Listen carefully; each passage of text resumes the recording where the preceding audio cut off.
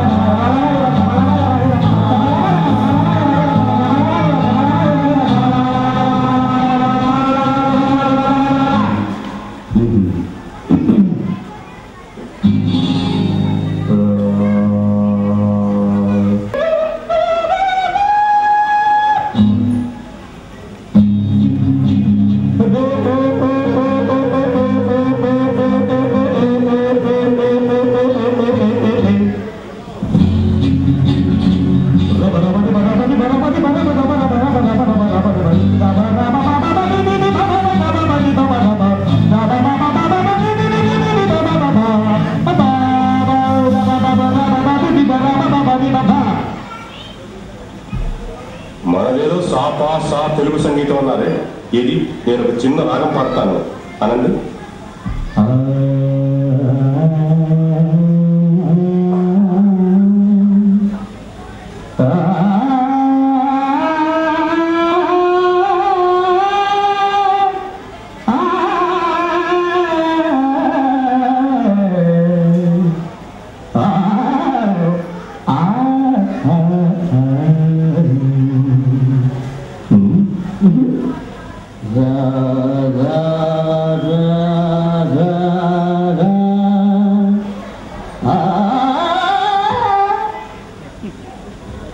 Hereafter don't be silly, stupid and childish. Music is divine, whether it is Western or Indian. సంగీతానికి భాషా భేదాలు, స్వర భేదాలు ఉండవు. అది ఒక అనంతమైన అమృతవాది. ఏ జాతి వాడైనా, ఏ మతం వాడైనా, ఏ దేశం వాడైనా ఆ జీవధారలో దాహం తీర్చుకోవచ్చు. ఒక రకమైన సంగీతం గొప్పదని, మరొక రకమైన సంగీతం అధమమైనదని నిర్ణయించడానికి మనమెవరం? మన ప్రాచీన సంగీతాన్ని, సాంప్రదాయాన్ని అవగాహన చేసుకోకుండా దాన్ని మీరు ఇలా అవహేళన చేయడం మూర్ఖత్వం. మన భారతీయ సంగీతపు ఔన్నత్యాన్ని గుర్తించి విదేశీయులు ఎందరో మన పుణ్యభూమి మీద ప్రణవ నాదాన్ని సాధన చేస్తూ ఉంటే ఈ భూమిలో పుట్టిన బిడ్డలు మీరే మన దేశపు సంగీతాన్ని చులకనగా చూడడం, కన్న తల్లిని దూషించడం అంత నేరం, ద్వేషించడం అంత పాపం. ఎన్నిసార్లు ఎంత నిమ్మంటారో పంతులు గారు? ఇప్పటికే చాలా ఇచ్చావు కాదను. అన్నీ లెక్క రాసుకుంటూనే ఉన్నాను లేవయ్యా. ఏదో ఒక రోజులో తీర్చిసే పోతాను. ఎగ్గొడతారని గారు పంతులు గారు. ఎలా తీర్చగలను చెప్పండి? ఖర్చే తప్ప పైసా రావలేదు కదా. సరే, నువ్వు ఇవ్వాలంటే నేను బలవంతం పెట్టాను లేవయ్యా. వస్తాను. ఉండండి పంతులు గారు, ఎంత అవసరం ఉండి మీరు ఇలా నోట్ తెచ్చి అడిగారో నేను అర్థం చేసుకోగలను. ఈ 300 ఉంచండి.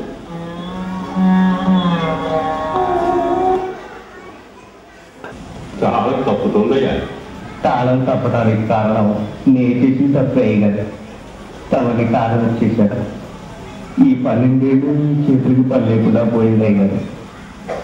నేను కళ్ళు మూసే లోపల ఒక్కసారైనా మళ్ళీ తమ కచేరీకి మృదంగం వాయించే అవకాశం రావాలని 1000 దేవుళ్ళకు మొక్కుకుంటున్నాను బాబు. నీకు అవకాశం రావడం కాదయ్యా, జనానికి సుస్వరమైన సంగీతాన్ని వినే అదృష్టం లేదు. కానీ ఎల్లకాలం ఇలా ఉండిపోదు గొప్ప. మళ్ళీ శాస్త్రీయ సంగీతానికి ఆదరణ లభిస్తుంది. త్వరలోనే ఆ రోజు వస్తుంది గోపాల్. మీకు కొండంత మనోబలం ఉంది కాబట్టి మీకు అలా అనిపిస్తుంది. కానీ మహారాజులాగా బ్రతికిన మిమ్మల్ని ఇలా చూస్తుంటే నా గుండె నీరైపోతుంది అయ్యారు. పిచ్చివాడ, నేను సంపాదించిన ఆస్తి కరిగిపోయినది. ఆ దేవుడిచ్చిన ఈ వరం తరిగిపోలేదు. నేను బాధపడేది తిండి లేని రోజున కాదు, నేను ఆడలేని రోజు.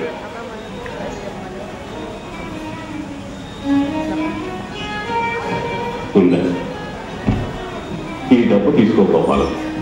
తమరు అప్పు చేసి మరీ దానం చేస్తున్నారా బాబు? సుఖాల్ని కలిసి పంచుకున్నాం, కష్టాల్ని కూడా కలిసే పంచుకుందాం గోపాలం. తీసుకో, తీసుకోవాలి. చూడండి, శాస్త్రి గారు ఎప్పుడు ఎంత డబ్బడినా ఇస్తూ ఉండండి. ఆ బాకీ నేను తీరుస్తాను. అలాగేనమ్మా, వస్తానండి. తప్పుగా తీసుకున్నానయ్యా. మళ్ళీ ఆ పని మీద నీ దగ్గరికి రాకూడదనే అనుకున్నాను, కానీ రాక తప్పలేదయ్యా. అదేం మాట మంత్రి గారు, డబ్బు కావాలా? అవునయ్యా, పిల్ల పెళ్లి చేయబోతున్నాను. ఈసారి నువ్వు నోటి మాట మీద అప్పులు బొక్కర్లేదు సుబ్బయ్య. ఈ గంటపిండారాన్ని చూసావా? ఇది ఒక ఆభరణం నేను ఎంతడూ అనుకోలేదయ్యా.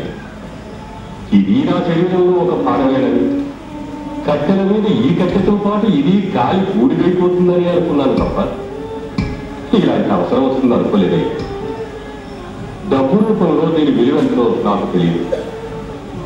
ఇది తాకట్టు పెట్టుకుని డబ్బు అప్పు. నీలో ఉన్న సరస్వతీదేవికి పెద్దలు తొలగిన ఆభరణం ఇది. దీనికి విలువ కట్టే స్తోమత అర్హత నాకు లేవయ్యారు.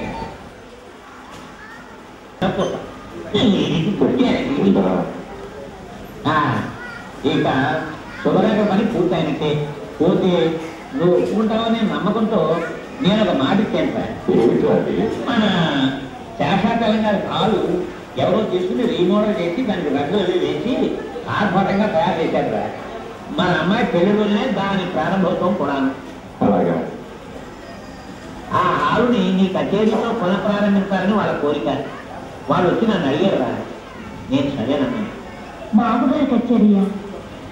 ఒక్కసారి కూడా వినకుండానే పోతాననుకున్నాను. ఇన్నేళ్ళకి నా కోరిక తీరబోతుందన్నమాట. అది వాళ్ళ అంగీకారం మీద ఆధారపడి ఉంటుందమ్మా. ఏరా ఏమంటావు? అలాగే.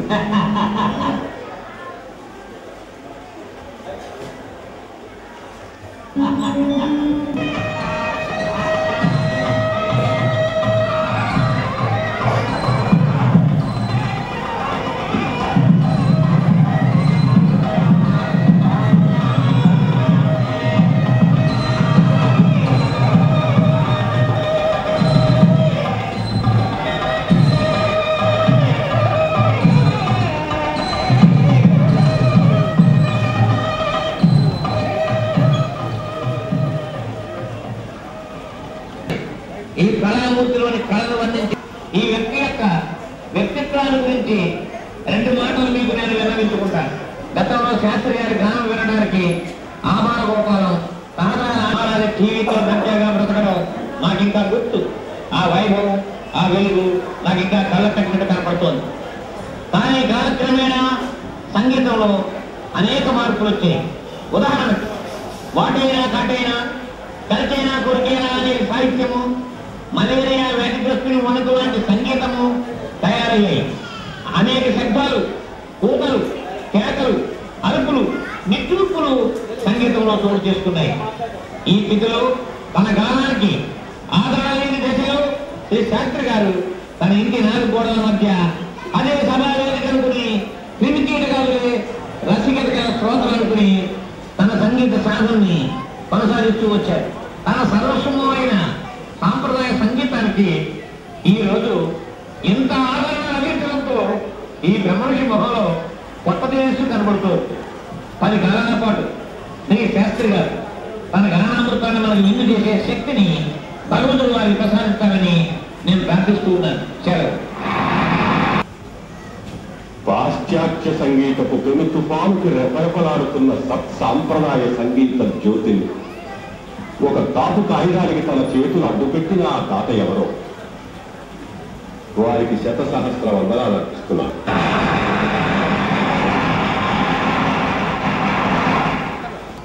దొరకునా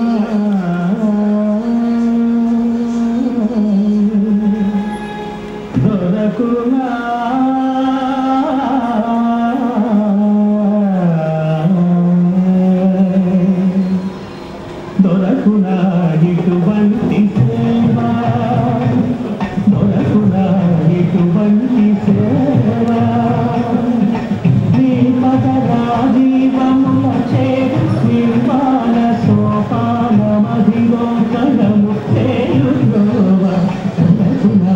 ఇటువంటి సేవ నీ పద రాజీవముల చేరు నిర్వాణ సోపాన మధిలోకము చేరు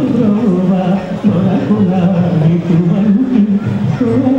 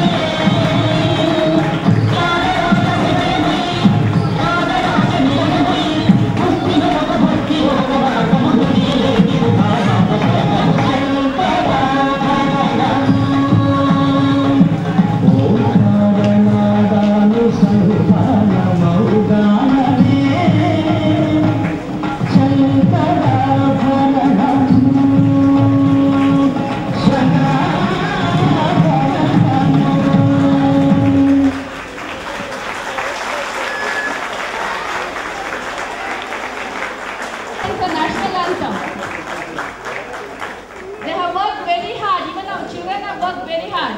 I want a louder applause, please. Thank you. That's good.